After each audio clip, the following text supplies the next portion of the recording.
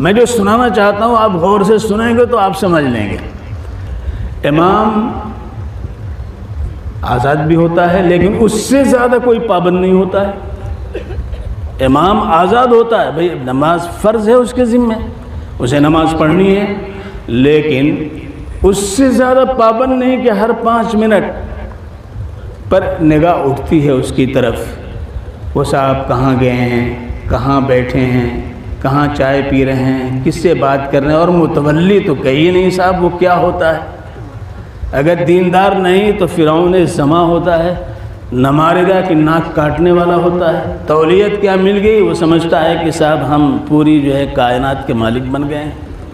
وہ بیچارہ امام جو نماز پڑھانے کے لیے ہے، اس کا حال یہ کہ 1 سیکنڈ 1 منٹ تاخیر ہو جائے تو گردن پکڑ کے اس کو جو ہے داخل کر دیا جاتا ہے، پہنچا دیا جاتا ہے۔ چونکہ میں نے بھی امامت کی ہے اس لیے جو بات کہہ رہا ہوں تجربے سے کہہ رہا ہوں۔ ایک مسجد کا میں امام تھا، اس مسجد میں نے جوڑ رکھ لیا، پہلی دفعہ جوڑ ہوا، شہر لکھنؤ کی بات ہم کر رہے ہیں، تو وہاں پہ تبلیغی جماعت کے لوگ آئے، تقریر چل رہی تھی، تو میں نے یہ سوچا کہ عشاء کی نماز وقت پر اذان دے دی جائے اور جماعت تاخیر سے کر لی جائے گی۔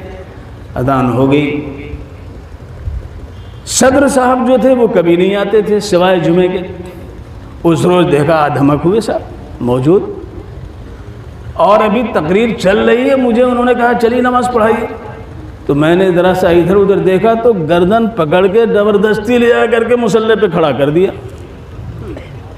ارے اب میں نے کیا کرتا، بھائی صدر صاحب ہیں، نماز شروع کر دی، تو میں نے بھی ایک لمبی سورت شروع کی، اتنی لمبی پڑھی کہ سارے لوگوں کی نماز مل گئی، سب کی رکعتیں پوری ہو گئی اور تقریر بھی مکمل ہو گئی۔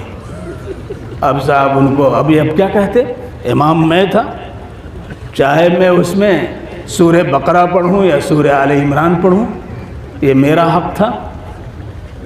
لوگ گھبرائیں تو گھبرائیں، لیکن لوگ اندر سے خوش تھے، کوئی بھی ناراض نہیں ہوا طویل قرات پہ، اس لیے کہ سب کو رکعت مل گئی۔ لیکن ایک چیز آئی، سب نے اس کو محسوس کیا، لیکن آدمی بھول جاتا ہے کہ کوئی اور بھی دیکھنے والا ہے۔ میں آپ کو سنا رہا ہوں، واقعہ یہ ہے کہ اس کے بعد پھر اس مسجد میں آنا ان کو جو ہے میسر نہیں ہوا، موقع نہیں ملا۔ ہوا یہ کہ رات میں اٹھے اور استنجے کے لیے جا رہے تھے اور ایک چھچھودر سامنے سے گزری، بس ان بیلنس ہوئے، گرے اور کوڑا سرک گیا، اور ایسا سرکا کہ صاحب مسجد میں تو نہیں آ سکے، قبرستان چلے گئے۔ میں جب گیا ان سے ملنے تو رو رہے تھے، رو رو کے کہہ رہے تھے مولانا معاف کر دیجیے۔